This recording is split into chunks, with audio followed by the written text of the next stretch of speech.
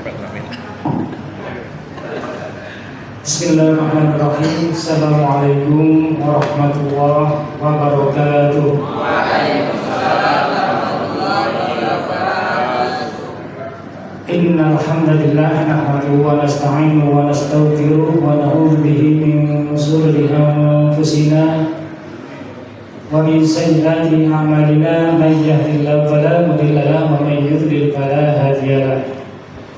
Asyhadu an la ilaha illallah wahdahu la syarika lahu wa asyhadu anna Muhammadan abduhu wa rasuluh. Allahumma shalli ala sayyidina Muhammadin wa ala alihi wa ashabihi wa man tabi'ahum bi ihsan ila yaumiddin. Yang dihormati Ketua IPH Surakarta Bapak Dr. Andes Haji Zainal Abidin Zain beserta jajarannya, juga yang menghormati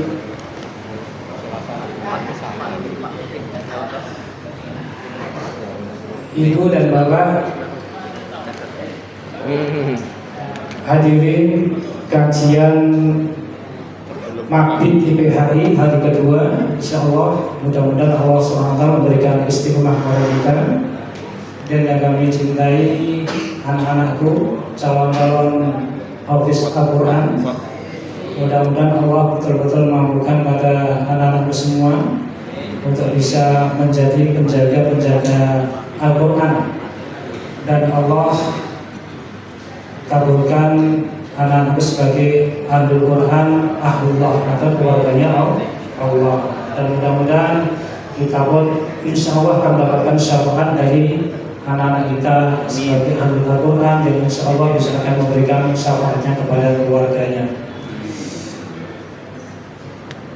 Baik, alhamdulillah, puji syukur kita panjatkan kehadirat Allah Ta'ala atas semua nikmat, baik nikmat iman dan Islam dan juga kesehatan, sehingga dengan nikmat Allah kita semuanya bisa hadir di sini dalam rangka Mabit yang kedua, dan insya Allah dilanjutkan besok Mabit yang hari yang ketiga.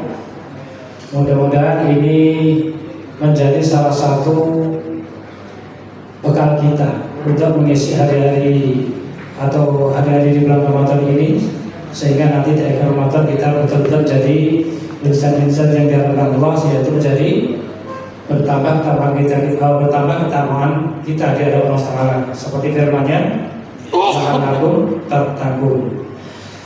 Baik, salam dan selamat semoga tetap tercurah kepada junjungan kita, sahabat kita Nabi Agung Nabi Muhammad sallallahu alaihi wasallam, keluarga dan sahabat-sahabatnya, dan kepada seluruh umatnya yang setia mengikuti sunnah-sunnah beliau yang akhir nanti.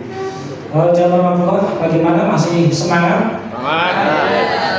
Walaupun mungkin sudah baterainya sudah berapa persen ini? Mungkin tinggal 30% ya.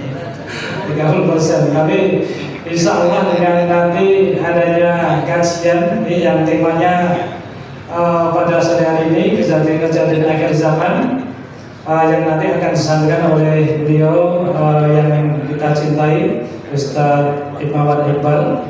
Monggo Ustaz, kami persilakan untuk ke depan. Mudah-mudahan bisa menambah motivasi kita. Ternyata untuk persiapan hari esok, hari yang berusaha itu kita betul-betul harus menyiapkan bekal kita. Dan alhamdulillah sore ini kita bisa bersama beliau Ustaz Ibmawan Iqbal, yang insya Allah beliau ini salah satu sosok yang saya kagumi. Jadi saya betul jadi sosok yang betul-betul jadikan kita menginspirasi.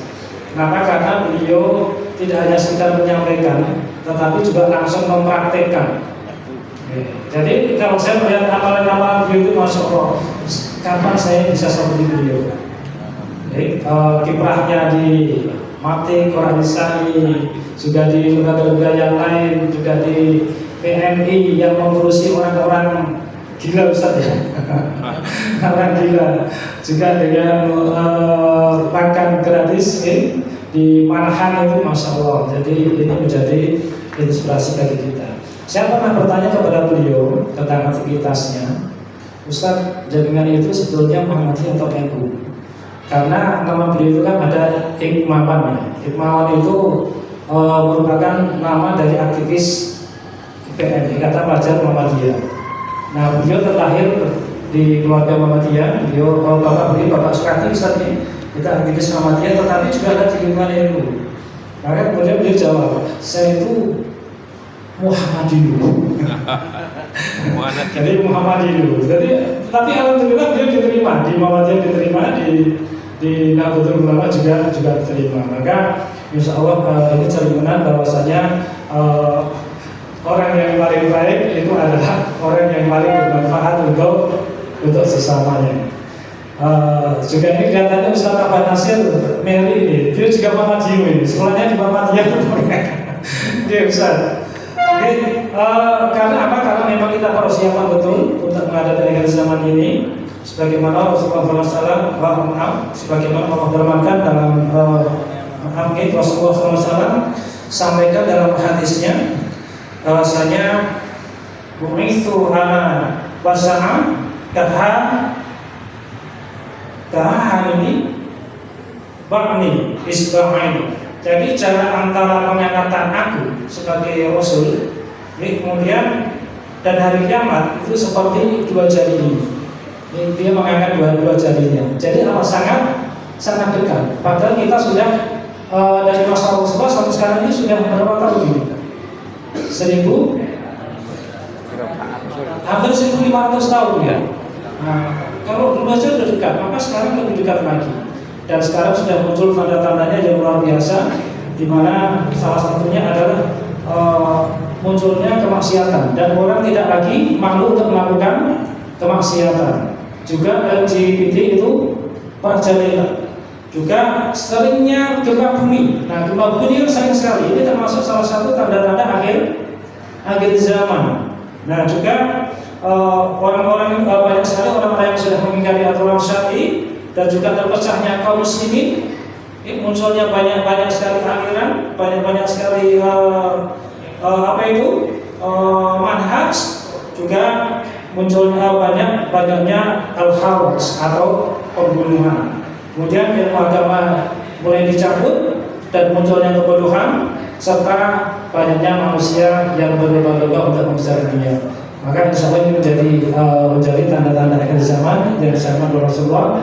Dan insya Allah masalah ini akan kita kupas-kupas dengan beliau Ustaz Iman Iqbal. Untuk itu Pak Ustaz, monggo waktu dan tempat kami persilakan sepenuhnya.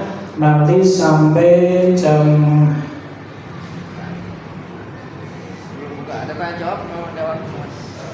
17:35 Ustaz.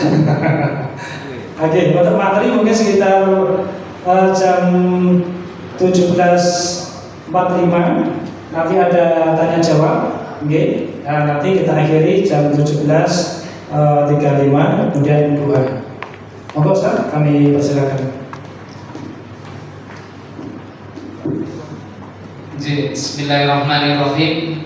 Assalamualaikum warahmatullahi wabarakatuh. Waalaikumsalam warahmatullahi wabarakatuh. Innal hamdalillah nahmaduhu wa nasta'inuhu wa nastaghfiruhu wa na'udzu billahi min shururi anfusina wa min sayyiati a'malina.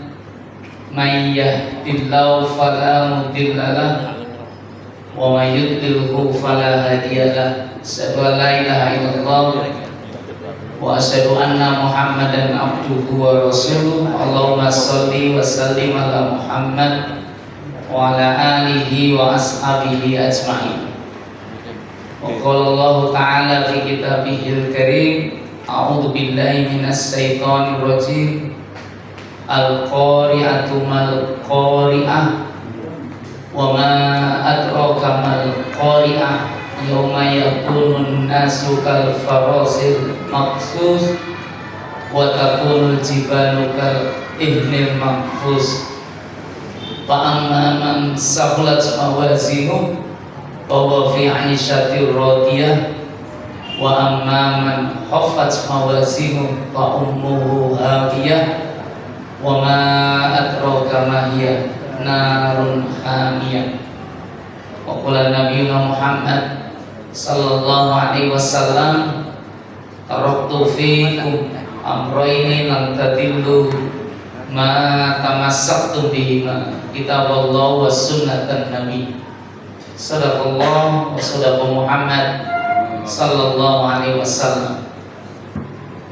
Alhamdulillah, di kesempatan sore yang berbahagia, keluarga besar pengurus Ikatan Persaudaraan Haji Surakarta Solo yang kami hormati, ini ada Bapak Ketua Pak Dr. Andes Zainal, dan ada juga sekjennya yang ada duduk di samping kiri saya, Pak Haji Syekhur Rahman. Alhamdulillah bisa berkumpul sebuah keluarga besar yang juga dihadiri pengurus-pengurus yang lain. Itu tak bisa saya sebutnya nama satu persatu, tetapi sudah familiar, kita sering bertemu dalam beberapa kegiatan, beberapa majelis.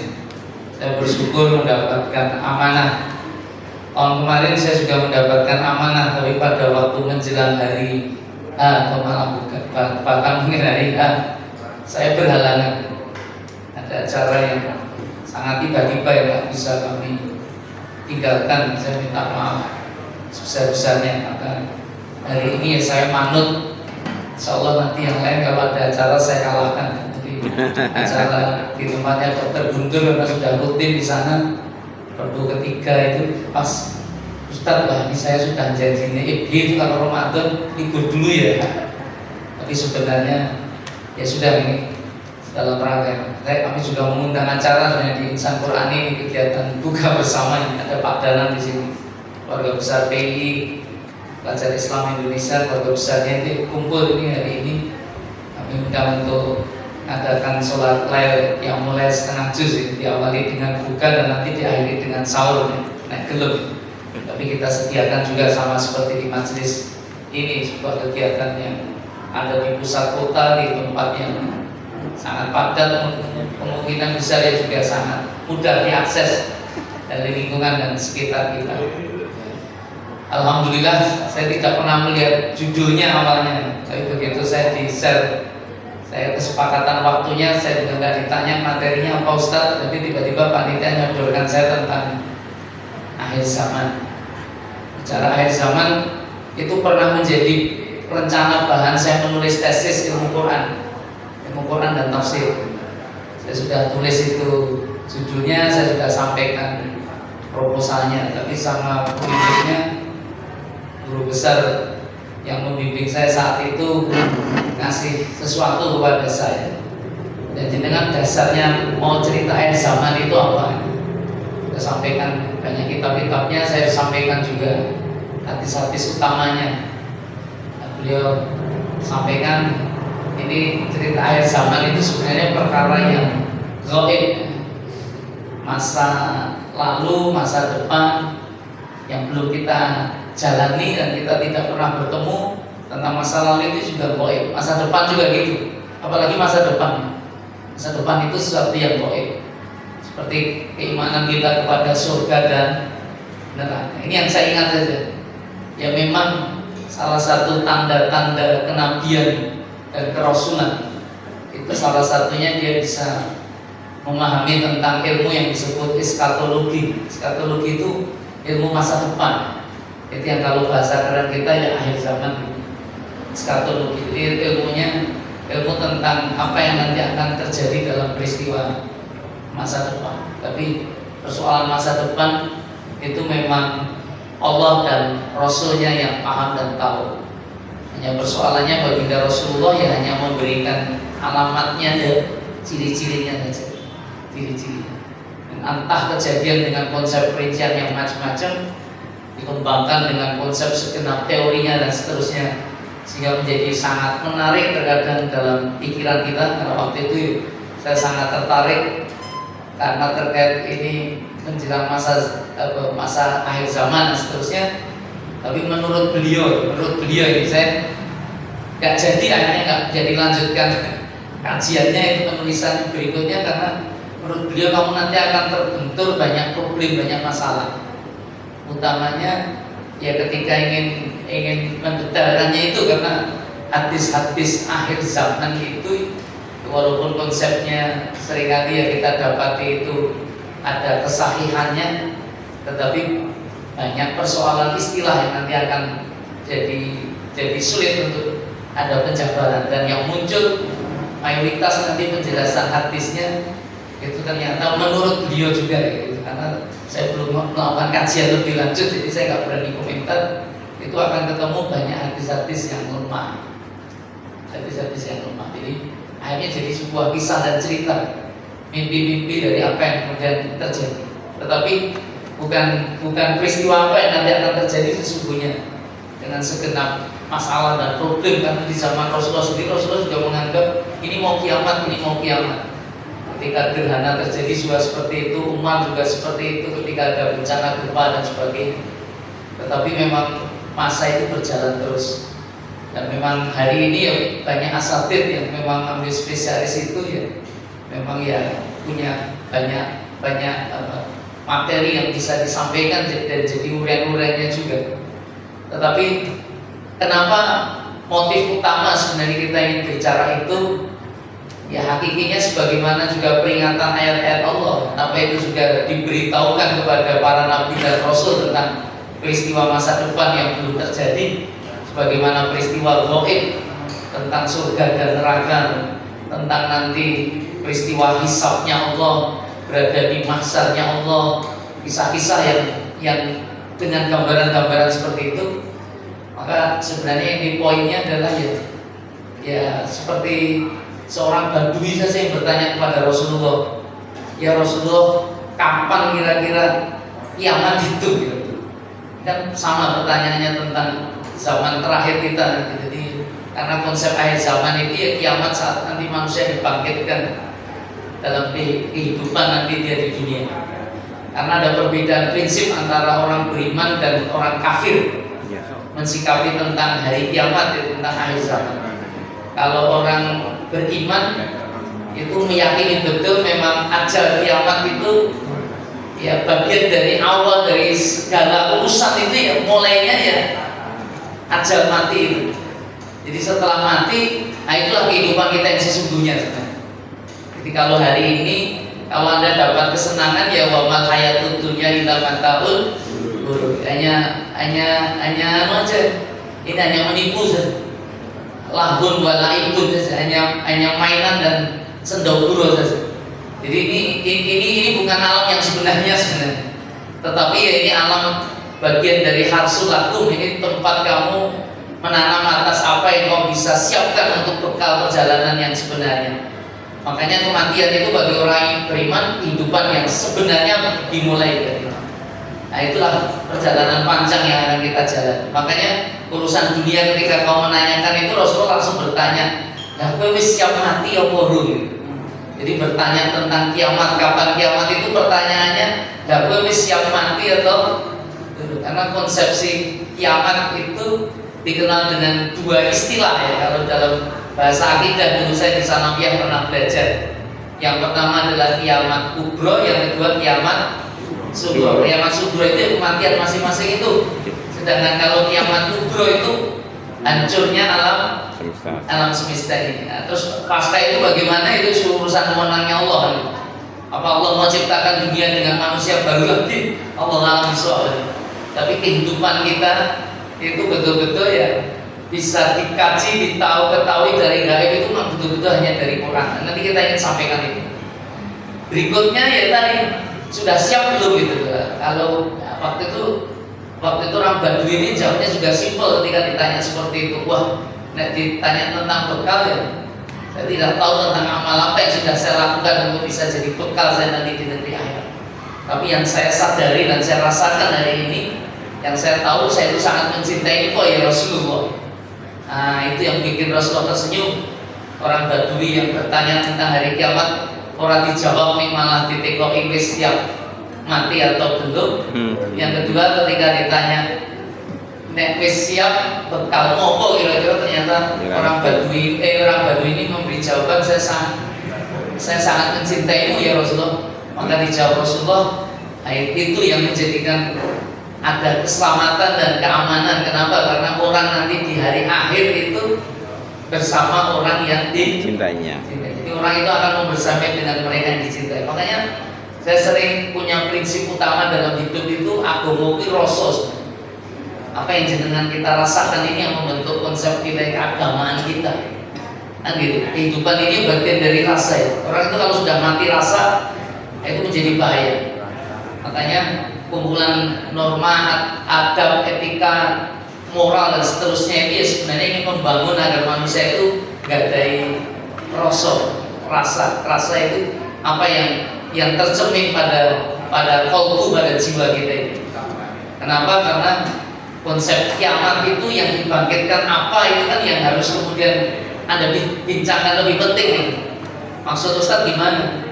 Kita ini hidup oleh Allah diciptakan dengan dua unsur yang sangat utama. Yang pertama adalah jasmani. Jasmani itu materi.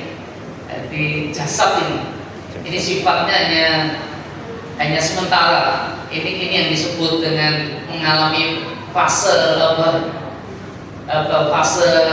hancur. Karena semua yang ada ini adalah fana itu ya nggak ada yang kekal itu yang nampak dari sisi jasad nih.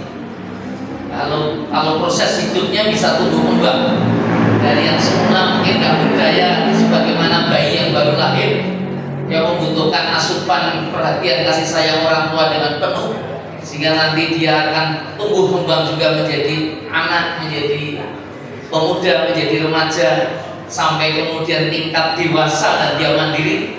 Itu nanti ada fase kuat-kuatnya dia dari sisi jasmania. Tetapi nanti ada era-era di mana dia mulai turun. Itu saya minta maaf itu sudah penyakitnya sudah mulai macam-macam nih. Tantangan hidupnya juga sudah mulai aneka ragam. Ini seperti itu. Jadi gambaran kenikmatan itu sudah mulai hilang, walaupun Allah saat ketika ingin menggambarkan jannah dan surga itu dengan sebuah ilustrasi yang sesungguhnya bisa ditangkap oleh dunia. Jadi karena ada unsur yang kedua itu unsur ruh. Ruh itu apa Ustaz? Ruh itu jiwa. Ini yang tak nampak tetapi punya pengaruh besar atas kehidupan. Makanya beragama itu menghidupkan ruh.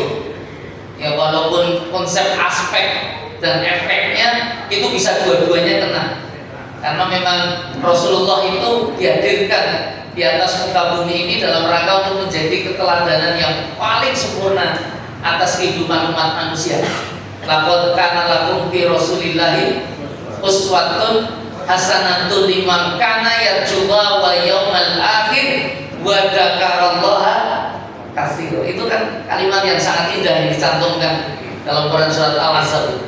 Dan sungguh pada diri Rasul itu ada uswah hasanah bagi siapa yang betul-betul hanya mengharapkan Allah wal yaumal akhir, dan hari akhir. Jadi urusan eskatologis itu keyakinan tentang hari akhir. Dengan cara apa? Wa dzakarallaha katsira, dengan memunculkan dan menghadirkan Allah itu dalam tiap saat atas fase hidupnya. Jadi banyak zikirnya, banyak wiridnya. Nah, ini yang akan menguatkan dirinya, yang akan menguatkan ruhiyahnya. Makanya hal ini menjadi penting karena kajian keilmuan kami itu ilmu Qur'annya. Nanti saya disampaikan sama pembimbing saya, kamu kalau ngambil eskatologis itu malah kalau Anda ngambil jurusan hadis. Nah, kalau hadis kena itu karena nanti kajian-kajian hadis jadi sangat menarik di sana. Muhadisin akan membahas karena diskusinya di sana. Tetapi kalau untuk Al-Qur'an ini menurut beliau kepahaman dan keyakinan yang perlu jenengan sampaikan ya pada konsep nilai Qur'annya. Jadi tentang ayat-ayatnya, tentang pengaruhnya dan lain sebagainya. Jadi pembicaranya bukan tentang alamat tentang akhir zamannya, tetapi ya tentang bagaimana membangun keimanan itu sehingga kemudian antisipasi atas semakin jauhnya di antara kita ini berbicara tentang ruh dan jiwa. Karena kan yang paling laku hari ini kan kalau ilmu filsafat kan aliran ideologi materialisme nih. Jadi hari ini kan pembicara kita kan hampir semuanya materi. 40 tahun Anda nggak berjumpa, kalau ditanya kaifahal, Anda lupa bahwa jawabnya harusnya alhamdulillah ana bi khair. Bi khair itu artinya baik ruhiyahnya sebenarnya. Baik pengetahuannya, baik jiwanya. Kalau baik tubuhnya itu thayyib. Aku ini posisinya dalam posisi thayyib. Tapi Bang Thayyib menjadi masalah itu karena dalamnya Bang Thayyib jarang pulang. Kalau sehat secara fisik itu bukan khair, tetapi thayyib. Tetapi khair itu lebih kepada unsur-unsur yang sifatnya ruhiyah. Jadi khairnya itu artinya jenengan dalam posisi bahagia, jenengan dalam posisi senang. Sehingga apa? Sehingga saya tidak ingin kemudian melanjutkan lagi ada masalah apa. Tapi hari ini orang malu untuk ikut datang dalam silaturahmi reuni karena sakit fisiknya, bukan sakit jiwanya. Ya Pak, ya. Yang hadir itu malah kadang-kadang begitu datang ketok izin masalah urusan jiwanya. Kenapa Ustaz? Karena yang diceritakan mobilmu piro, omahmu piye, penghasilanmu berapa. Apa urusan seperti itu yang harusnya Anda bicarakan? Sedangkan urusan itu semuanya Anda akan tinggalkan. Kan gitu. Makanya kalau pertanyaan sudah siapkah kau menghadapi akhir zaman, itu malah pertanyaan yang paling urgent untuk saya tanyakan biar di hadapan majelis ini. Unik kali ya. Maksudnya apa Ustaz? Kesiapan Anda untuk menjemput kematian itu sejauh mana kira-kira? Nah, kalau orang Badui saat itu langsung melihat Rasulullah, langsung mengatakan uhibbuka, saya sangat mencintaimu, selesai. Tapi hari ini Anda kalau mencintai, cinta sama Rasul, rasamu terhadap Rasul itu kayak ngomong kan pernah ngerti. Dan proses pembuktiannya bagaimana itu kan harus ada proses pembuktian. Nah, itu ukuran-ukuran yang terjadi akan terjadi seperti itu. Jadi kedekatan kita kepada ajaran agama ini nanti juga akan sangat mempengaruhi atas kehidupan kita. Kenapa Ustaz katakan banyak di antara kita kalau sudah ketemu sekian tahun malah loros jiwanya, itu kenapa? Ya itulah, ketika mereka ternyata ya masih ada masalah atas kolbunya. Bukankah telah datang kebenaran itu dengan ayat yang sangat tegas dalam kitab suci Al-Quran, wa qul ja'al haq wa zahaqal batil innal batila kana zahuqa wa nunazzilu minal Qur'an ma huwa shifa'un wa rahmatul lil mu'minin wa la yazidud dhalimina illa khasar. Ayat ini tegas betul ketika berbicara tentang yang hak dan yang batil tadi. Kalau Mas Haji tadi sudah sampaikan, ketika akhir zaman itu jelas agama ini sudah mulai banyak ditinggalkan, dan yang pertama kali diambil oleh Allah ini yang menjadikan salah satu sahabat namanya Hudzaifah bin Yaman itu waktu pimpin sholat tiba-tiba menangis terseduh-seduh ketika dia bercerita jangan-jangan ini sudah akhir zaman. Hudzaifah itu sahabat yang spesialis di sisi Rasulullah. Rasulullah itu kalau bicara tentang kemunafikan, sesuatu yang sifatnya sirun itu rahasia, itu hanya bicara sama Hudzaifah. Makanya Umar pun ketika mau menyolatkan seorang sahabat, ini katanya mau munafik atau mukmin tekoy sama Hudzaifah. Karena tidak banyak rahasia yang disampaikan Rasulullah itu ternyata sahabatnya semua bisa dengar. Nah, Hudzaifah itu mendapat pemberitahuan dari Rasulullah ketika dia ngimami habis itu menangis. Kenapa? Karena dia ceritakan itulah saat cerita Rasulullah yang pertama kali diangkat dalam urusan ibadah di antara umat Muhammad itu apa? Usuknya ketika dia hari ini yang terjadi atas aktivitas ibadah apa kira-kira? Dibicarakan musuh itu sudah mulai lenyap. Yang ada masjid-masjid dibangun luar biasa. Ya kayak hari ini Solo bahkan ada satu masjid yang terbangun tapi panitianya nggak tuntas itu. Harusnya IBI mengambil alih.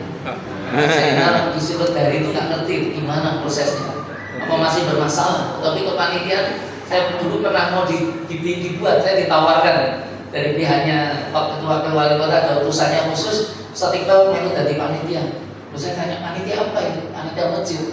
Itu aspirasi sopo, aspirasi politik. Jadi karena dulu janji politik kalau kami terpilih ini sampai sudah selesai jabatannya belum selesai. Itu akan dibangun itu jadi isu komunitas itu. Sedangkan itu kan tanah yang sebenarnya ada urusan masalah sebenarnya. Tapi ahli warisnya ketika sudah proses seperti itu sebenarnya udah apa-apa khusus untuk itu ya berikan kepada umat Islam, karena kan sertifikat itu hitungannya kan yang paling tua jadi. Tetapi itu keluar itu sertifikat atas nama pemerintah, tapi bermasalah karena di pengadilan sampai Mahkamah Agung kalah terus itu pemerintah. Tapi ya pemerintah kalah itu kan menangkan menjadi sini kelaparan. Saya ngurus negara itu, jadi masyarakat jadi sulit untuk mengusut tuntas. Ya memang kalau dari sisi kisah cerita kata sumber Kasunanan nggak mungkin itu dia hanya medono nih keraton apa istilahnya mengelola kabun tiba-tiba kebun itu atas nama sertifikat dia. Tapi memang dulu modelnya gitu. Kalau di zaman Belanda ini pembayarannya atas nama sopo Kasunanan apa kue. Nah, kata Sunan atas namamu urusan bayar-bayar. Nah, ternyata urusan pembayaran itu bahwa ini perang bayar kalau londo itu paling awal, dan kalau urusan sertifikat kan Sindigo sih paling tua surat itu, dan itu nggak pernah dia bisa mengalahkan itu. Jadi hak ahli waris itu sebenarnya menang terus ya memang wajar karena memang hak Taman Sriwedari itu ya. Tapi Pak Zainal yang punya kios di sana itu nggak ngerti itu penyewanya kepada ahli waris atau kepada pemerintah ya. Makanya akhirnya kena masalah juga dibakar sama Allah. Tapi ya berkah itu mudah-mudahan jadi sebuah kisah cerita yang luar biasa dalam kehidupan. Tapi itu penting. Tapi masjid itu hari ini ada proses dibangun. Tapi ternyata sebelum masjid itu akhirnya masjid baru lagi muncul. Namanya Masjid Zaid. Itu ciri-ciri dari zaman juga. Oh iya. Nah, itu orang lebih cenderung kepada bangunan-bangunan fisiknya. Pesantren nanti juga akan gitu, fisiknya yang akan dikejar. Tapi yang hilang apa Ustaz? Yang hilang itu khusyuknya, rasa khusyuknya. Khusyuk itu apa tuh? Khusyuk itu apa?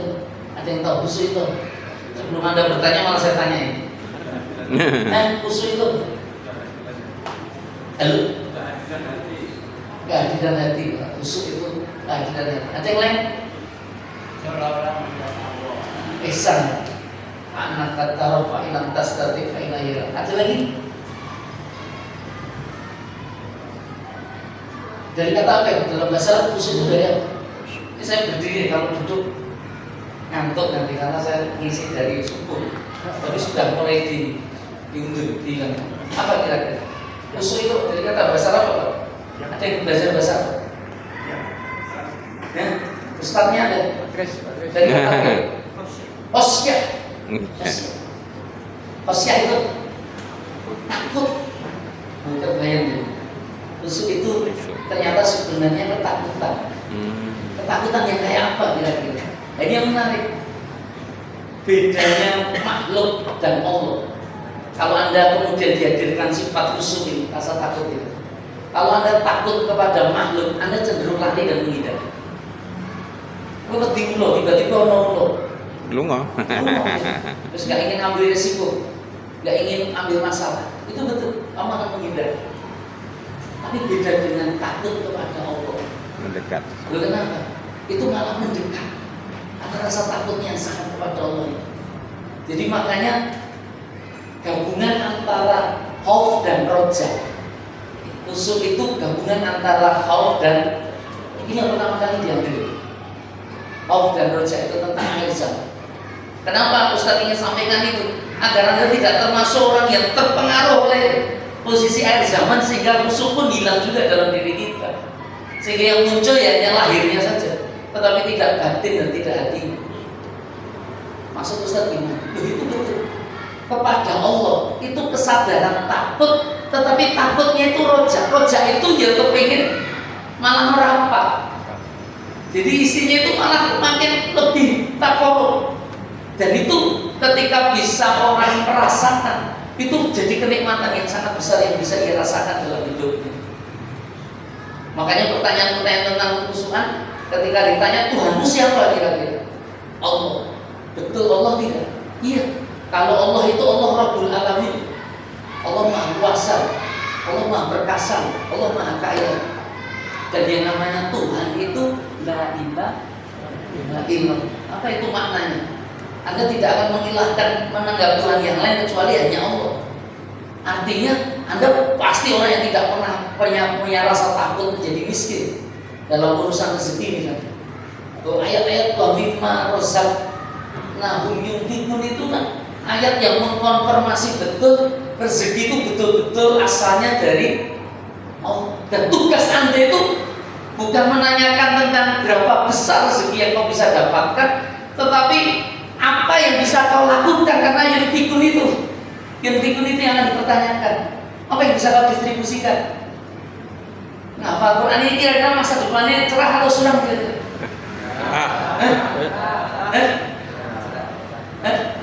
Cerahnya di mana? Ya, karena Cerahnya di mana? dekat dengan pertengahannya. Dunia akhirat. Ya. Ini sesuatu yang harus diyakinkan betul pada para ahli Quran.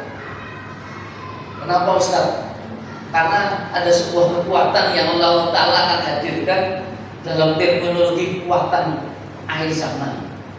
Ketika Rasulullah ingin menyampaikan taraktu fikum amroini lan tadillu ma tamassaktum bihima kitab Allah wa sunnatan nabi. Dua hal yang nanti betul-betul akan bisa membuat Anda tidak pernah sesat selamanya, tidak pernah sulit selamanya, tidak pernah gelap selamanya. Karena Allahu waliyul ladzina amanu yukhrijuhum minad dzulumati ila nur. Saya lebih mudah ingin mentafsirkan hidayah itu, kebenaran itu dengan bahasa terang dan gelap. Karena itu lebih mudah untuk orang bisa pahami dan rasakan. Ya, cerna. Jadi yang namanya batin itu ternyata dalam perspektif Al-Quran itu akan lenyap begitu datang kebenaran. Makanya nggak penting Anda memaki-maki, marah-marah tentang kegelapan itu. Kegelapan itu memang mengkhawatirkan, kegelapan itu memang menggelisahkan. Siapa yang suka pada kegelapan? Nggak senang. Orang kalau nggak bisa melihat, makanya kan hudal linnas wa bayyinatin minal huda yang disebut Furqan itu apa? Itu kan inti utama kenapa Quran ini menjadi petunjuk atas kehidupan. Furqan itu kan pembeda apa antara yang hak dan orang yang batin. Nggak usah Anda marahi. Kenapa nggak marahi Ustaz? Kenapa adanya kegelapan kira-kira? Teorinya apa? Kenapa gelap? Karena nggak ada cahaya. Karena nggak ada cahaya. Nah, tugas kita itu cari cahaya. Nyalakan itu, kalau ketemunya lilin, nyalakan lilinnya. Kalau ada aliran listrik lampunya, nyalakan itu. Karena begitu sudah nyala, ketok orang. Nah, itu baru fase berikutnya berbunyi Allahumma arinal haqqa warzuqna. Baru Anda termasuk orang yang titik-titik atau tidak. Nek wis teko jelas ternyata jenengan ra ngikuti ya setan kowe. Itu batin. Tapi kalau belum, itu tugas kita. Tugas kita untuk memberitahu, tugas kita untuk ngasih tahu. Dan rata-rata orang tidak dalam posisi itu ketika fase-fase yang di atasnya itu sudah belum bisa dapat dia peroleh. Makanya kadang-kadang mereka itu hari ini bergelimpang dalam kegelapan. Makanya peristiwa 14 Februari itu fenomenal. Ada apa 14 Februari? Saya tanya anak muda, 14 Februari ada apa? Valentine katanya. Sampai hari ini masih itu Valentine. Ada orang tua yang masih jauh Valentine itu katanya loh kok kayak nyaman. Karena itu hari saya nembak istri saya katanya. Itu pas Valentine katanya. Itu gitu. Tetapi bagi yang petugas KPPS coblosan itu. Peristiwa kemarin itu ada pertanyaan, ada sisa pertanyaan yang patut jenengan selesaikan itu. Ketika ada yang bertanya, Ustadz, ini jamaah bertanya, itu pilih mana Ustadz? Menang curang atau kalah jujur? Wah, apa ini? Pertanyaannya. Menang jujur ini Pak. Orang itu aneh Pak. Mereka nggak memperhatikan pertanyaannya. Iya. Orang kalau memperhatikan pertanyaannya jadi kayak gitu. Jadi kayak gitu. Kenapa kayak gitu? Tapi pertanyaan itu sangat bermasalah. Karena jenengan ternyata tidak memilih keduanya. Jadi saya benarkan. Saya benarkan. Loh, kenapa dibenarkan Ustaz? Karena ini urusan hak dan batin. Maka ketika Anda bicara kemenangan dan kekalahan, ukurannya siapa? Itu juga harus diberitahu. Apa maksud saya? Apa maksud saya? Nggak ada apa Ustaz. Karena hari ini banyak orang berkata nggak apa-apa, curang nggak masalah. Loh, hari ini baru ada lobby-lobby politik tingkat tinggi. Itu solusinya sebenarnya yang menang hari ini diminta untuk mengakui bahwa pemilu ini ya brengsek bermasalah. Kalau kamu hanya jadi presiden ya presiden, tapi kok ya tetap ngakoni nek iki itu berani nggak dia mengatakan itu? Kalau sudah mengatakan itu, kelihatannya dukungan ini menguat. Tapi menganggap bahwa pemilu ini kokean masalah. Loh itu gitu. Ada banyak persoalan.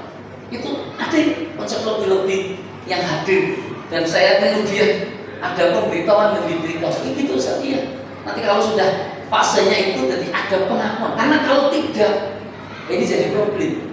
Akhirnya orang berpikir curang saja delok ora apa-apa. Mau yang penting menang, yang penting oleh proyek berarti terus melu umroh Pak Haji atau umroh Pak. Nanti kita tolong karena suara di sana. Jadi ini yang berpikir gitu apa enggak? Saya nggak dapat proyek Ustaz kalau nggak ada riswah.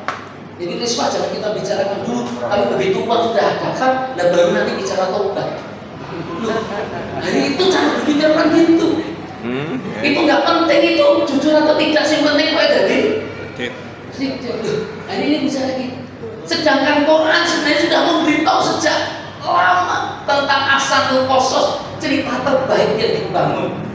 Karena Al-Quran itu 70% lebih membangun sejarah. Dan kenapa kita ingin melihat masa depan dan bagaimana masa depan? Alamat masa depan itu sebenarnya sejarah yang berulang saja. Kalau Anda bertanya tentang Fir'aun, hari ini ada Fir'aun tidak? Ya. Loh, sifatnya. Sifatnya. Kalau dulu ada kisah namanya Korun, walaupun dari ini saya belum pernah diundang akikah anak namanya Muhammad Korun. Tetapi sifat Korun ada nggak kira-kira? Banyak. Haman ada tidak? Ada. Dan itu sejarah berulang. Nabi Yusuf juga berulang. Ada apa cerita Nabi Yusuf Ustaz? Anda pernah lihat ini baca Nabi Yusuf? Nabi Yusuf itu pernah jadi bendahara negara. Dia pernah jadi wazir. Dia pernah menduduki sebuah posisi yang sangat tinggi di dalam sebuah pemerintahan Mesir, sehingga kemudian ayahnya dan saudara keluarganya diajak pindah menuju Mesir. Maka kisah ketika Mesir kemudian Bani Israel itu datang itu dimulai Nabi Yusuf. Tapi kemudian Nabi Musa mengajak keluar lagi kan gitu. Kisahnya kan gitu. Masuknya kan melalui Nabi Yusuf saat itu. Ayah andanya kan diminta ayahnya terus dijelasin. Nah pertanyaan saya, itu cerita akhir endingnya yang luar biasa ketika Nabi Yusuf jadi penguasa. Tapi Anda nggak pernah lihat proses cerita Nabi Yusuf dari awal. Saat ketika dia disakiti saudaranya, gimana rasanya kira-kira kalau yang nyakit itu saudara sendiri? Nah, akhir zaman itu kadang sudah nggak peduli lagi, gue sedulur orang. Ini urusannya kehidupan kan. Dan yang kedua, apa yang terjadi kira-kira ketika dia akhirnya dijual jadi budak, masuk di istana juga, masuk di istana tapi posisinya tak ada kuasa, akhirnya mendapatkan fitnah. Apa yang terjadi? Yusuf kemudian tahu berapa lama dia di penjara Yusuf? 8 tahun. Nggak pernah baca vonisnya Ustaz. Memang nggak pernah Anda ketemukan karena arsip vonis nggak ada itu. Tapi kata Yusuf, penjara itu lebih saya cintai. Loh, kenapa lebih dicintai lagi? Tapi kalau Anda hari ini bercerita tentang kemenangan kekalahan, apa yang terjadi pada pikiran orang-orang itu? Kita harus menang, karena kalau kita kalah, kita dapat penjara. Yang lainnya kira-kira. Jadi istana sama penjara itu dekat nggak kira-kira? Dekat. Orang yang ada di istana bisa masukkan surat dalam penjara. Bisa. Dan gitu. Tetapi pertanyaan terbesar saya dalam kehidupan jenengan, saya tanya, saat edisi Yusuf masuk penjara itu, edisi Yusuf masuk penjara, itu menang atau kalah kira-kira? Wah, ini santri-santri sudah bisa berani menjawab menang gitu. Menang. Ini bapak-bapak belum menjawab itu. Menang atau kalah itu? Kenapa menang? Ya, karena dia bertahan kepada kebenaran. Dia menjaga muruah kehormatan. Kalau dia mau melayani saja hasrat dari penguasa wanita-wanita itu, maka sungguhnya Yusuf juga tidak cerita. Makanya kan sempat lama roton Yusuf itu sebenarnya ada kecenderungan juga ketika digoda sama wanita itu kan, tetapi oleh Allah diingatkan tiba-tiba hadir ayahandanya sangat kuat nampak di depan matanya dan terlihat sangat tidak senang, tidak suka. Makanya kemudian Yusuf lari, akhirnya dikejar dan baju itu sobek. Makanya baju pada kisah Yusuf itu ada 3 simbol yang menarik. Pertama, digunakan saudara-saudara Yusuf untuk membohongin ayahnya bahwa Yusuf dimakan serigala. Tapi mereka lupa kedustaan kebohongan itu gak bisa disusun dengan sangat rapi. Betul. Iya kan? Yang cewek. Anda bisa membohongin semua orang. Tetapi ada satu orang yang demi Allah pasti tidak pernah bisa Anda bohongi. Siapa? Dirimu sendiri. Diri sendiri. Makanya orang jujur, orang berdusta itu kalau dari ukuran fitrah dia pasti gelisah. Iya. Kita gelisah. Psikologis. Sedih, mubahir. Walaupun mungkin hari ini dia semangat, itu takut. Itu fitrahnya gelisah. Karena orang yang tidak jujur kan gitu. Nah makanya Yusuf di penjara itu kemenangan. Kenapa Ustaz? Karena memang ukuran kita itu urusannya menang dan kalah menurut siapa? Menurut siapa? Jadi artinya perjuangan membela yang hak itu terus dilakukan, terus dikerjakan. Apapun posisi Anda, bagaimanapun keadaan Anda. Tapi kalau ukuran-ukuran Anda sebagaimana ukuran-ukuran orang yang tak beragama, nah itu beda yang berkata. Itu bedanya kita. Bedanya kita orang beriman yang dapat cahaya Al-Quran dan orang yang tak beriman yang tak punya tuntunan. Nah itu jelas sesuatu yang berbeda. Makanya Bapak Ibu yang dimuliakan Allah Subhanahu wa Ta'ala, puasa itu adalah salah satu cara sesungguhnya untuk Anda bisa lebih kuat untuk bisa menangkap cahaya Allah. Kenapa? Karena kuatnya cahaya ini akan menjadikan hidup kita ini lebih nyaman dan lebih tenang. Walladzi anzala sakinata fi qulubil mu'minin liyazdadu imanan ma'a imani. Nanti dibuka Quran surah Al-Fat, tepatnya ayat 48.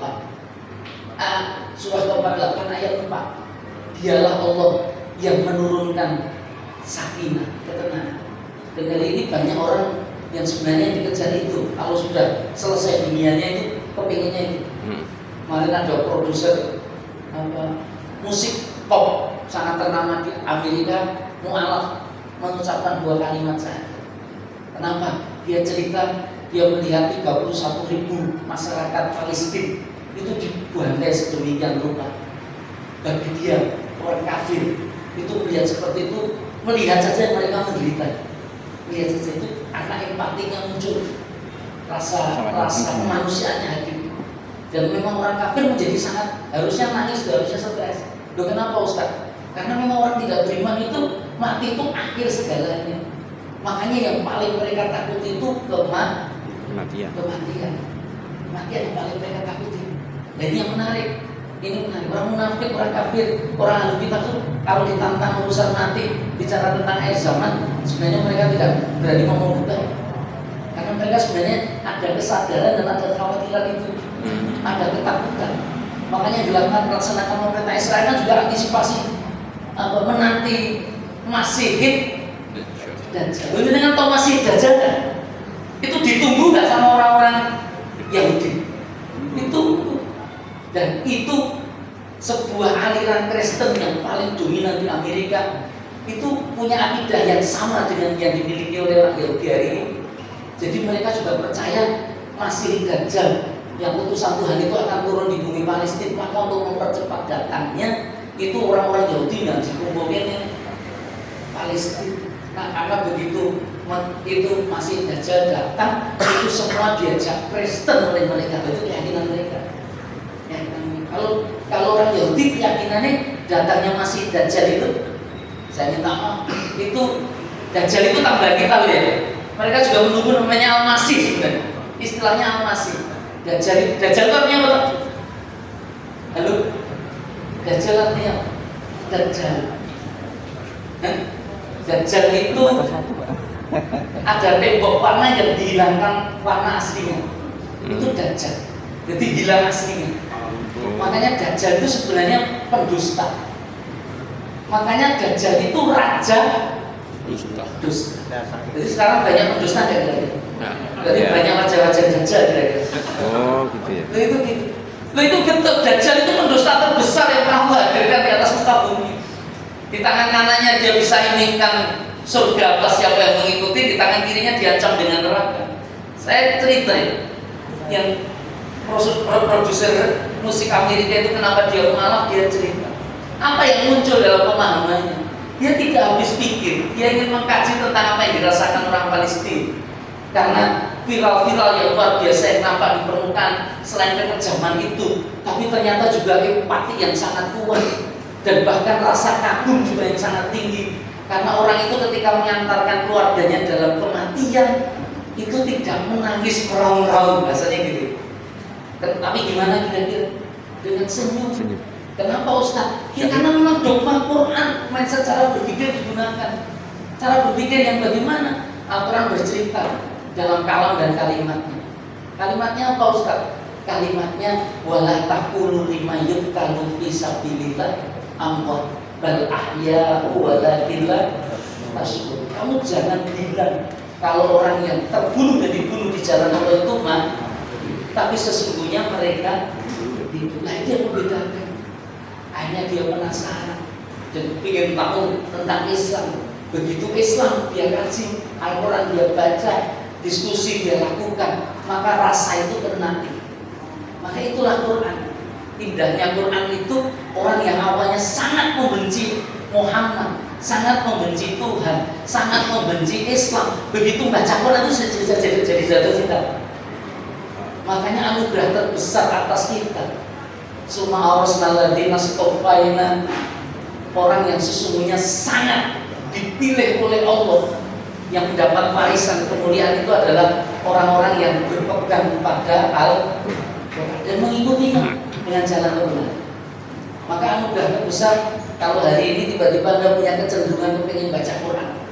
Anugerah yang juga sangat luar biasa, tidak hanya baca Quran, Anda ingin pahami apa isi dan arti. Dan anugerah yang sangat besar ketika kemudian Anda akan mengikuti dan menjalankan apa yang disampaikan.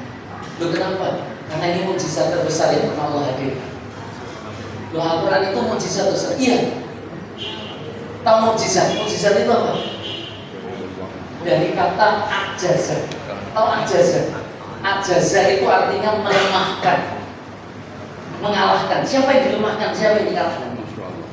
Musuh-musuh, orang yang menentang kebenaran. Mukjizat itu orangnya, orang yang mendapatkan. Siapa itu? Nabi dan Rasul. Pertanyaan terbesar saya ketika mau membicarakan mukjizat Quran, saya minta maaf, Anda pasti akan membandingkan dengan mukjizat yang pernah diterima oleh nabi-nabi sebelumnya. Apa yang membedakannya? Apa yang menjadi alamat ciri pembedanya? Sehingga kenapa Quran hari ini menjadi sangat istimewa dan kenapa Allah tidak perlu lagi menurunkan nabi setelah Nabi Muhammad kira-kira? Ini serius pertanyaannya. Kenapa? Saya mau beritahu dalam kitab Imam Asy'uti terkait dengan ulumul Quran.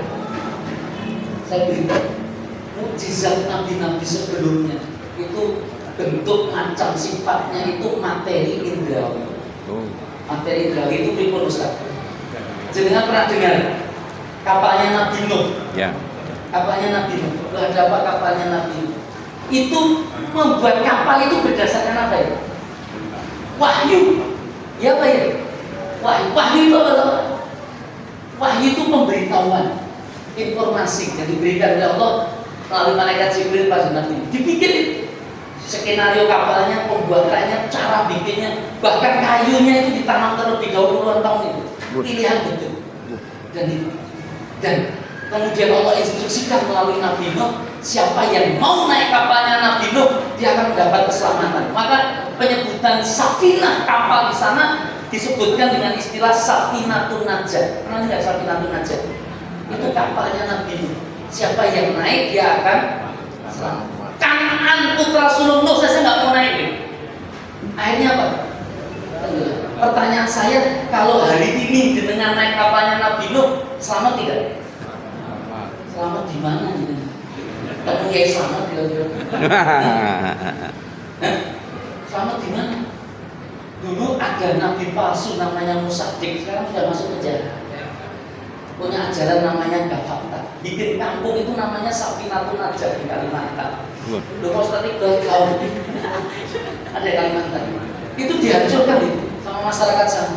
Karena ajarannya neko-neko dan itu ajarannya bisa memisahkan antara suami dan istri. Orang yang sudah mapan jadi dokter jadi pegawai itu bisa keluar. Itu betul. Ajarannya pendekatannya sosial gitu. Majaknya dikasih. Yang intinya jadi ajarannya kasih sayang.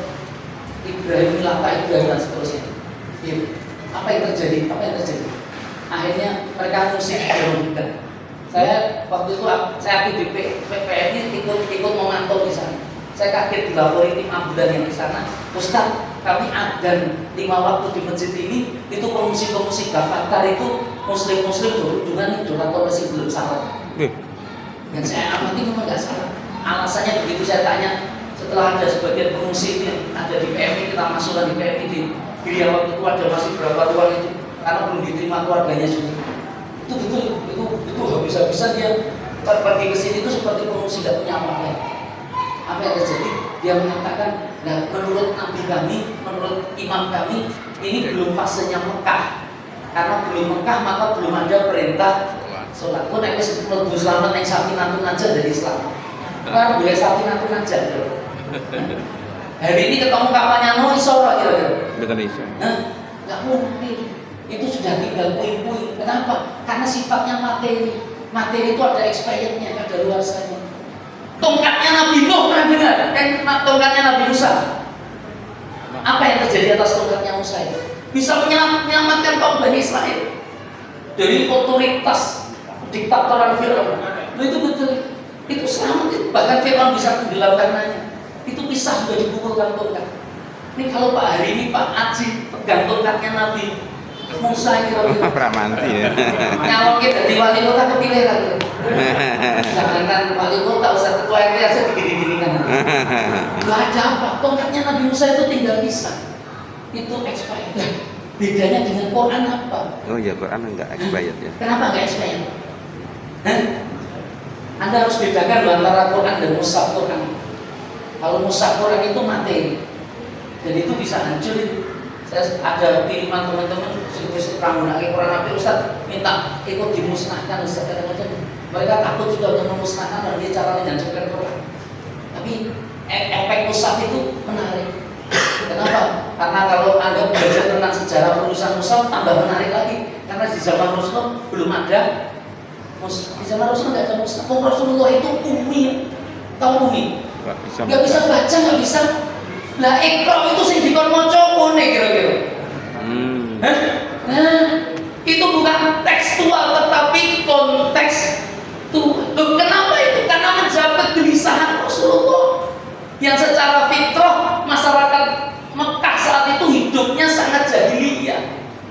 Dan itu jauh dari norma-norma kemuliaan. Maka waktu itu menunggu Rasulullah itu dalam kegelisahan itu tahadusnya di Jabal Nur.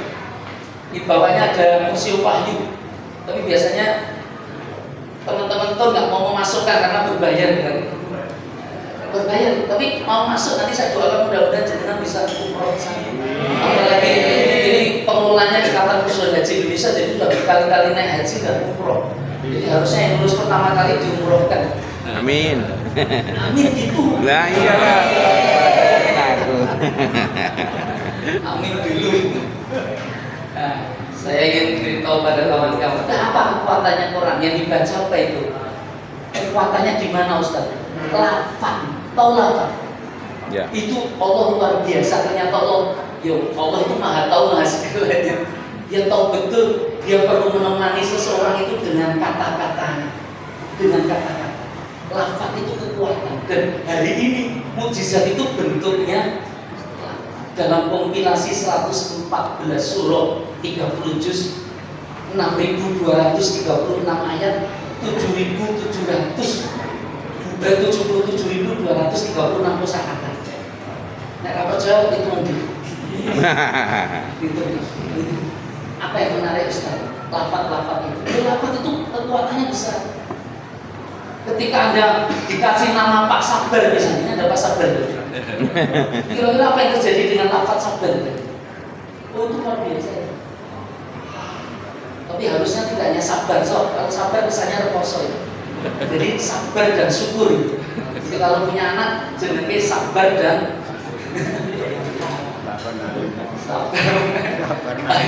itu pesan-pesannya kadang-kadang kekuatannya di situ. Jangan remehkan lafaz, jangan remehkan kata.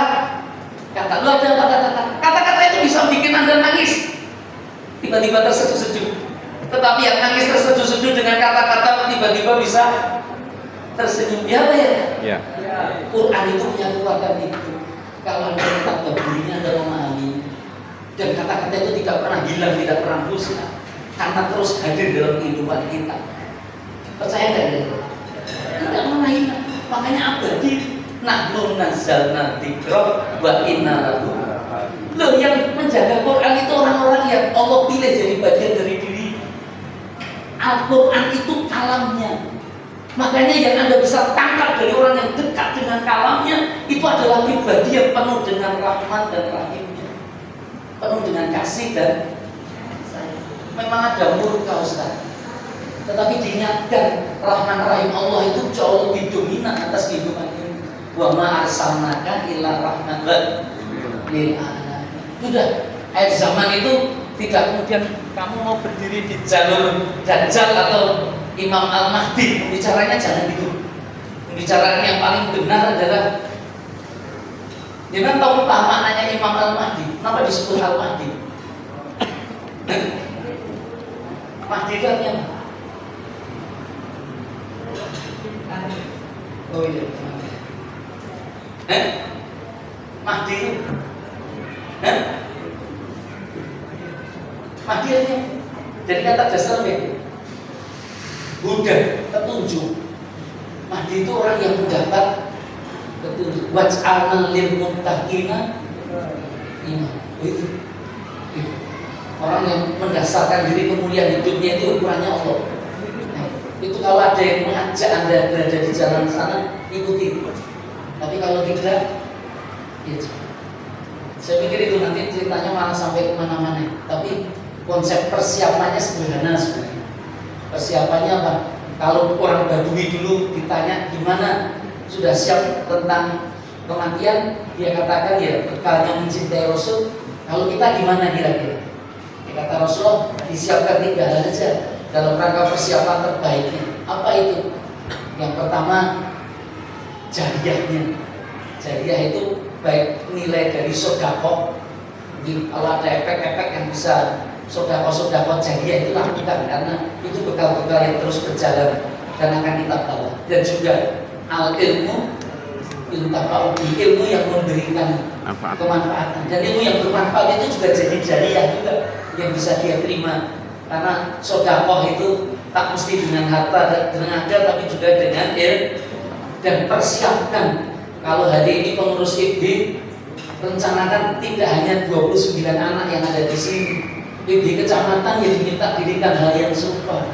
Nanti setiap tahun ditakbir, tahun ini 29, besok tambah lagi setiap kecamatan 5, 5, 6, 6, 6. Juga majelis-majelis Quran, anak-anak Quran ini hadir dari sebuah lembaga yang memahami betul bahwa cahaya yang menyelamatkan kita ini Al-Quran. Dan anak-anak ketika didekatkan dengan Al-Quran, dipahamkan dengan Quran, disadarkan dengan Al-Quran, itu mukjizat paling besar. Gak perlu datang ke dukun lagi, gak perlu datang lagi untuk cari jimat-jimat macam-macam, gak perlu datang. Karena ini kekuatan yang Allah Ta'ala hadirkan dan lebih dari nama tongkatnya Nuh, tongkatnya Musa, dan lebih hebat, lebih besar penyelamatannya dari kapalnya Nuh alaihissalam. Ini yang bisa saya sampaikan. Mungkin kalau ada mau didiskusikan, silakan. Kalau tidak, ya alhamdulillah. Alhamdulillah. Jazakumullah khair Ustaz Muhammad Iqbal. Jamaah Rahmatullah, waktu berikutnya yaitu untuk sesi diskusi dan tanya jawab.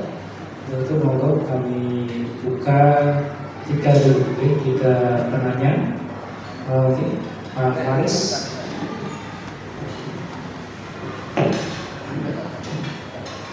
Kedua siapa? Ustaz Yudi. Ya. Satu lagi. Ya, Pak Kiai Seko.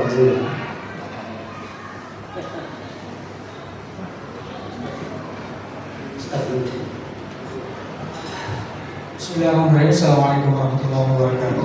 Waalaikumsalam warahmatullahi wabarakatuh. Di sini bertanya Ustaz, tema kita pada hari ini kan tentang berkaitan dengan akhir zaman.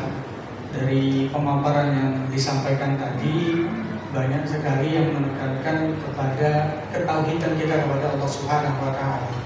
Lalu bagaimana kita menyikapi bahwasanya banyak mubalik yang saat ini lebih banyak bercocok logi, kira-kira seperti itu Ustaz, dengan fenomena yang ada, dengan tanda-tanda yang ada itu. Lalu apa yang seharusnya kita lakukan? Karena kalau dengan hal itu saya melihatnya ini justru malah membuat takut umat, kira-kira seperti itu. Demikian Ustaz yang dapat saya sampaikan. Assalamualaikum warahmatullahi wabarakatuh.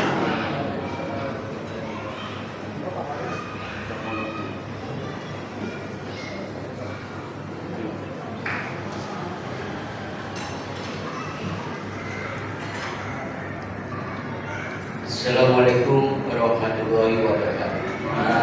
Terima kasih atas undangan. Saya menanyakan Bapak dari cerita majalah Cahaya. Kita kan terkenal dengan habis gelap terbit terang. Itu orang itu kalau tidak paham dengan orang tidak mungkin. Yaitu Raden Ajeng Kartini. Beliau dulu itu pakai jilbab, Pak. Tapi kenapa orang Islam diam sekarang ditelanjangi jilbabnya? Nah, kita tahu tapi tidak mau berontak. Apa peran daripada penceramah? Pada penceramah itu mencerdaskan umat. Sampai di mana? Maksudnya kepekaan terhadap keadaan kita sekitarnya. Terima kasih. Assalamualaikum warahmatullahi wabarakatuh.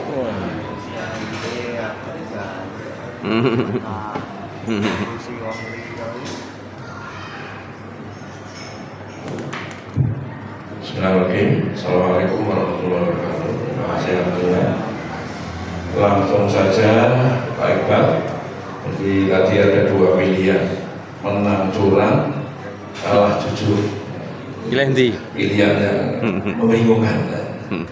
Berkenaan dengan tanggal 14 Februari. Yang saya tanyakan Ustaz, jadi di tanda-tanda akhir zaman atau bagaimana? Jadi dengan menang curang itu menghalalkan segala cara. Jadi realitas yang ada, walaupun Muslim dan yang lainnya, ternyata ya dengan fatwa-fatwa yang ada yang memfatwakan beli kebenaran dan yang lain-lainnya. Mungkin apakah ini tanda-tanda akhir zaman tadi, biar kita ini ya dalam melangkah atau terlibat di dalamnya itu merasa tentram dan tenang. Karena hubungan kita adalah akhirat. Jadi kalau akhirat kelihatannya orang banyak, oh ini mendukung ya kecurangan atau bagaimana, itu nantinya bagaimana? Sehingga kita sebagai orang yang pendakwah, penyeru, tentunya tidak larut dengan realitas yang ada. Di mudah-mudahan nanti ke depan itu ini bukan tanda-tanda akhir zaman, tapi ada perbaikan-perbaikan. Jadi ya walaupun memang kondisi negara kita ini sekarang ya sistem yang ada ya itu, jadi artinya yang bisa berlaku di situ ya itu. Jadi tidak ada yang lain.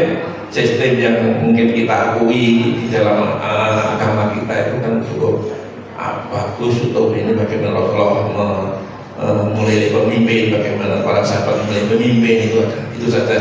Jadi bagaimana kecurangan yang ada ini membingungkan umat-umat ini. Sekarang Assalamualaikum warahmatullahi wabarakatuh.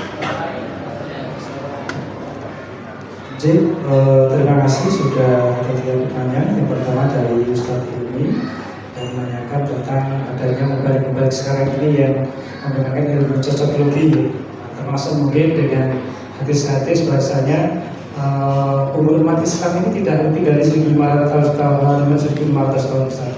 Termasuk mungkin diantaranya itu bagaimana kita mensikapi itu.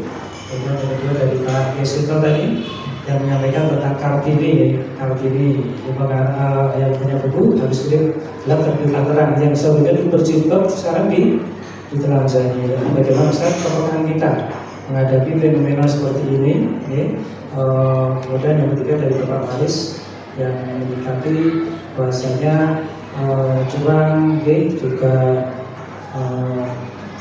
ini kebiasaan yang buruk ya, dengan adanya kecurangan ini menjadi budaya di masyarakat, menjadi kebiasaan di masyarakat. Nah ini sebenarnya sikap kita bagaimana Ustaz? Nah, ini ada 3 pertanyaan yang bisa kesimpulan, Ustaz untuk bisa dijawab pertanyaan ini. Ini 2 awal menggugat penceramah, tapi penceramah siapa ya? Tetapi saya ingin sampaikan pertama kepada Ustadz Hilmi. Saya tadi melihat beliau begitu bertatap muka untuk kaget ya. Karena saya pikir anak saya yang mondok di Skarimah, wajahnya persis sekali. Namanya anak saya itu Abdillah Takwa. Takwa nih gini. Di masa itu kapan-kapan saya tunjukkan fotonya Ustaz, kaget. Foto bareng. Ya. Berkah oleh Allah. Jadi terima kasih atas apa yang beliau sampaikan. Dan bahasa Quran, bahasa dakwah itu sebenarnya jangan menakuti sebenarnya. Memang khosyah itu dibangun, tetapi ada ayat kegembiraan yang harus dibangun. Babasyiril ladzina amanu wa amilus sholihati anna lahum jannatin tajri min tahtihal anhar kullama ruziqu minha min thamarati rizqan qalu hadzal ladzi ruziqna min qablu wa utubihi mutasabiha wa lahum fiha azwajun mutahharatu wa hum fiha khalidun. Sedemi saya minta maaf, ayat kegembiraan tentang surga ini jarang dibahas dengan rasa. Ini pernah ada kejadian nyata, ini saya hanya kepingin ngasih tamsil saja. Jadi kadang-kadang betul tadi, ketika kajian-kajian itu membuat takut, itu seringkali orang kemudian cenderung menjauh. Tetapi kabar gembira tentang surga ini menarik sebenarnya. Kenapa menarik? Ilustrasi tentang surga yang dibawa oleh Al-Quran itu ingin menggambarkan sesuatu yang menjadi selera dasar paling luar biasa yang dimiliki manusia. Salah satunya ketika Allah ingin cerita tentang tempat balasan orang yang beriman dan beramal soleh. Di satu tempat yang tajri min tahtiha. Dengan kalau buka di Google tentang arsitek rumah terhebat, jadi master rumah terbaik dengan arsitek yang paling hebat, itu ternyata gambarannya rumah yang di bawahnya itu ada air yang di Pennsylvania, Amerika Serikat. Tahun 1935 rumah itu dibikin, hari ini masih monumental rumah itu. Rumah itu dibangun bukan di keramaian manusia, tetapi ternyata di alam betul yang air terjun, dan kanan kirinya itu dibikin pondasi, lantainya itu sebagaimana Sulaiman membuat istana sehingga Balkis itu mencincingkan air, karena lantainya itu air yang mengalir. Itu rumah yang luar biasa. Makanya nurani kita tentang kenikmatan kebahagiaan itu dengan seperti itu. Kemudian apalagi makan buah-buahan yang Allah anugerahkan mutasabiah, sebagaimana yang pernah juga kau nikmati. Jadi, orang hidup di dunia ini kan kurang kenikmatan, kenikmatan lidah ya. Makanya orang sing diopo-opo ning ora oleh mangan opo-opo ki paling kerkoso sini. Makanya mending jenengan sing ora diopo-opo ning cek oleh mangan Apa-apa. Suatu saat dia akan menikmati banyak makanan gitu. Loh itu urusannya dengan makanan buah yang segar dan seterusnya.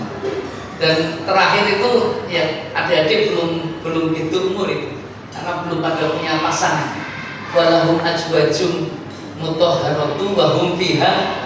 Wah itu nikmatnya kalau mau saya beritahu tentang kehidupan dunia, itu saat Anda bisa menemukan pasangan, dan pasangan itu bisa menciptakan baiti rumah itu ya sudah baik.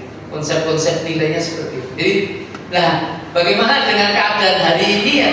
Konsep apa yang kemudian muncul dan hadir ya diingatkan. Karena memang kiamat itu memang bisa mengancam siapapun. Orang yang paling bahagia sebenarnya orang yang paling mempersiapkan diri untuk bisa menghadapi ajal dan kematian. Maka menjawabnya, saya minta maaf, menjawabnya saya ada kisah. Saya ambil dari satu kitab itu kebetulan ada cerita seorang santri itu belajar kepada seorang kiai. Belajar tentang apa? Kepingin punya ilmu tentang ketenangan dan menjadi bahagia. Satu ilmu yang kiai belum pernah mempraktekkan untuk mengajarkan kepada siapapun, karena teori tentang kebahagiaan dan ketenangan itu kan urusan pribadi-pribadi dan masing-masing. Maka sang kiai menanyakan, kenapa harus belajar dengan saya? Karena saya lihat Pak Kiai punya itu dan saya ingin banyak belajar dari Pak Kiai. Kalau saya nggak bisa punya teori, kamu merapat saja, silahkan tidur di rumah. Ternyata betul dia menyediakan diri untuk tidur di rumahnya Pak Kiai, ingin tahu belajar tentang ilmu bahagia dan tenang. Semalam dia tidur di sana, dikasih kamar yang luar biasa oleh Pak Kiai, karena Pak Kiai sangat menghormati tamu-tamunya. Kamar itu lapang, kasurnya empuk, lebih empuk dari kamar rumahnya sendiri. Ada kamar mandi dalam, tempatnya bersih. Itu begitu beliau tidur terlentang, dia melihat ke atap-atap itu, dia baru belajar tentang sesuatu yang besar dalam hidup. Kenapa? Ternyata kamar Pak Kiai ini tidak lazim. Kenapa? Atapnya itu dihiaskan tombak-tombak yang siap jatuh, hanya dikasih tali temali saja. Kira-kira besok paginya ketika makan pagi Pak Kiai bertanya, bisa tidur nggak tadi malam? Nggak bisa tidur. Kenapa nggak bisa tidur? Sebelah siji nggak? Itu tanda-tanda orang yang kurang bahagia hidup. Kenapa? Kenapa tidak bisa tidur atas sesuatu yang belum tentu Jatuh. terjadi? Perasaan khauf, ketakutan itu perlu hadir, tetapi harus dengan kegembiraan, harus lebih dekat dengan Allah. Nakuti umat itu boleh, tetapi orang bahagia itu begitu delok itu nek durung pancine aja kan ora apa-apa kan. Dia bisa tidur, dia lupakan. Maka urusan terberat dalam hidup kita. Ini ada riset loh. Saya baca penelitiannya. Ibu-ibu pengajian itu sebenarnya kenapa ibu banyak? Karena tingkat stres ibu tinggi. Jadi di pengajian itu sebenarnya bagi ibu itu hiburan. Hiburan itu betul ya. Di rumah itu jangan anggap tekanannya besar itu. Menghadapi anak, belum menghadapi suami, pekerjaan macam-macam itu jangan hanya laki-laki yang bicara.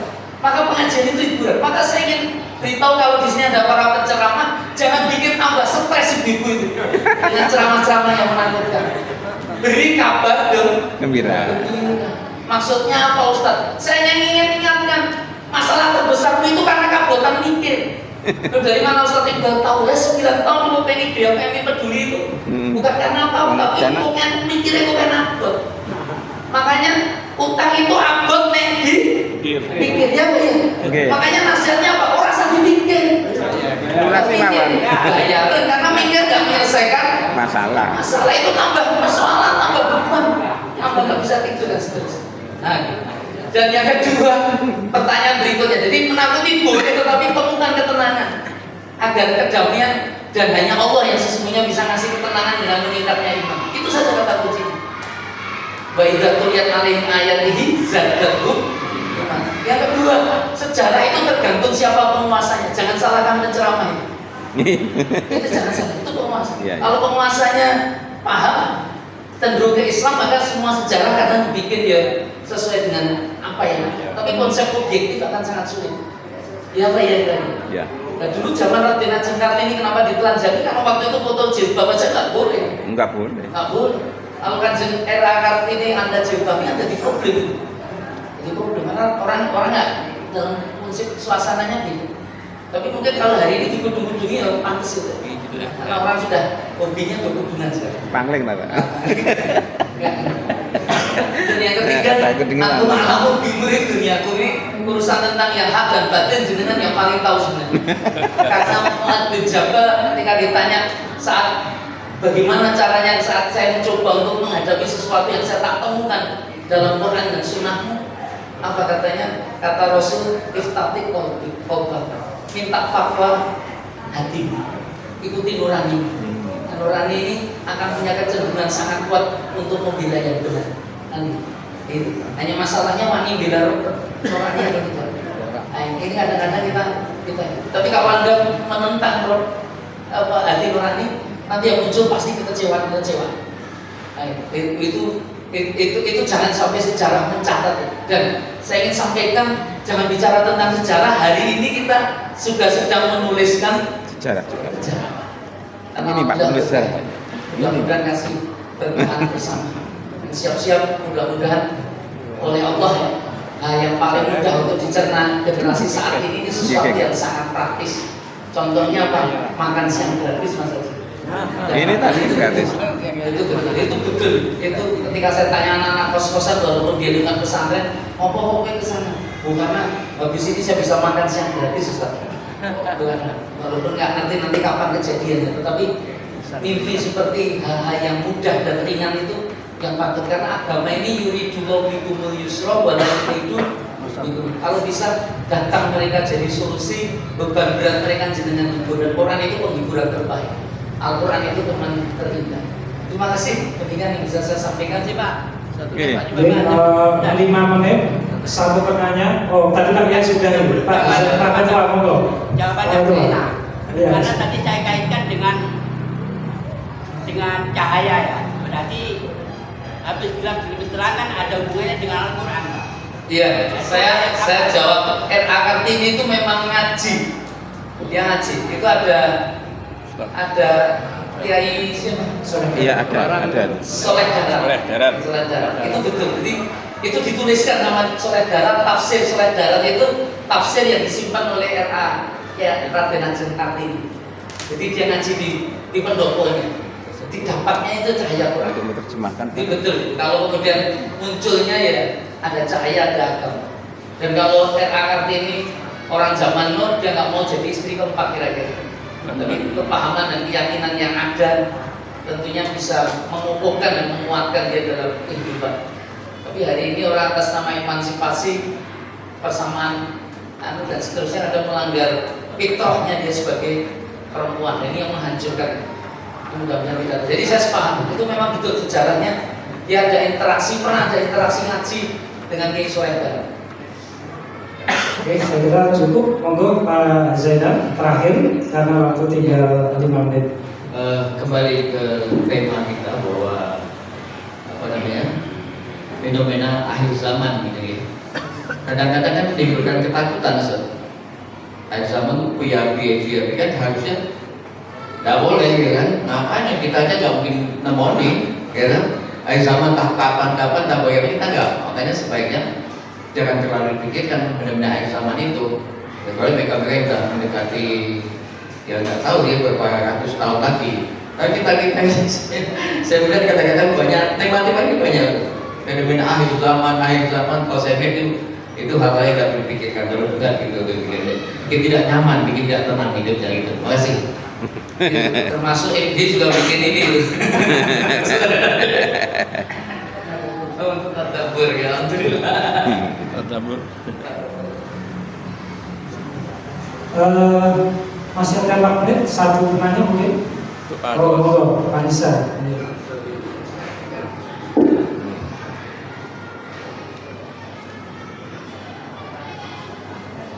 Terima kasih. Assalamualaikum warahmatullahi wabarakatuh. Salam. Akan saya tanyakan bagaimana sikap kita nanti kalau ada yang setelah diumumkan ada yang menang salah satu, dan itu sikap kita gimana untuk katakanlah hasil curang atau yang tidak dicurangi. Mungkin gitu. Terima kasih. Assalamualaikum warahmatullahi wabarakatuh. Salam.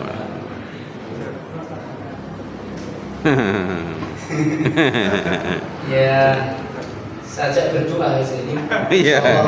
Insya Allah bulan yang sangat istijabah kita berdoa, karena yang kita minta itu kita mohon kepada Allah pemimpin-pemimpin yang terbaik. Dan Ali bin Abi Thalib sebenarnya sudah ngasih sinyalir ya.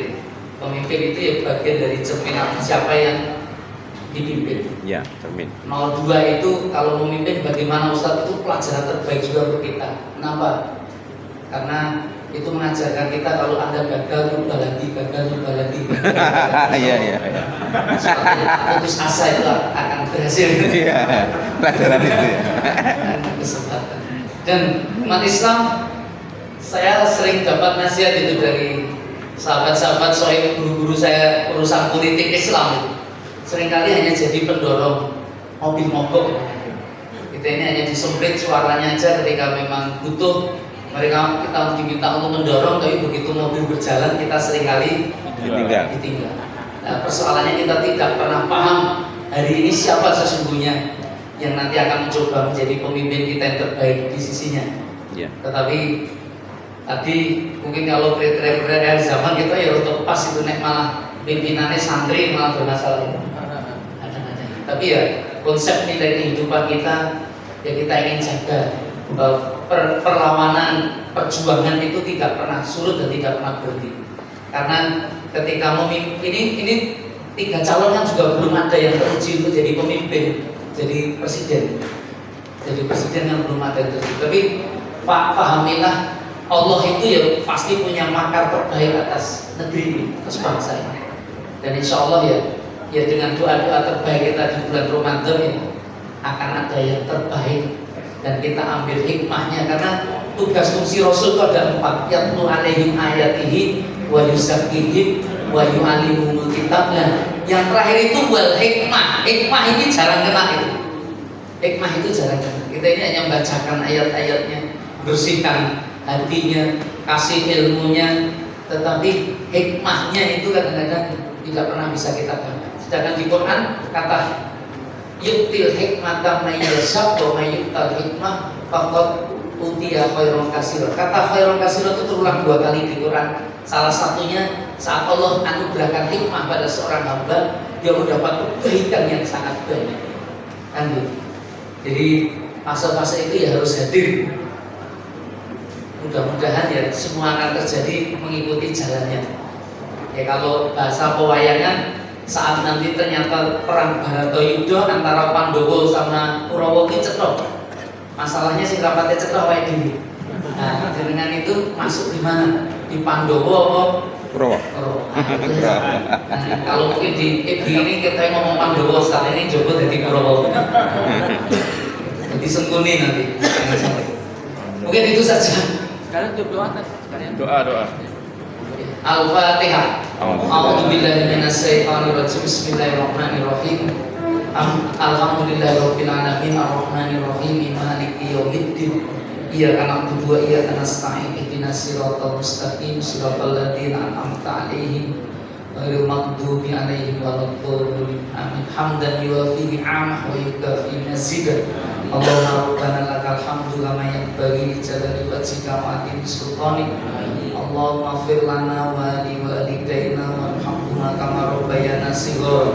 Rabbana dzalamna anfusana wa illam taghfir lana wa tarhamna lanakunanna minal khasirin. Allahumma arinal haqqa haqqan warzuqna ittiba'ahu wa arinal batila batilan warzuqna ijtinabah.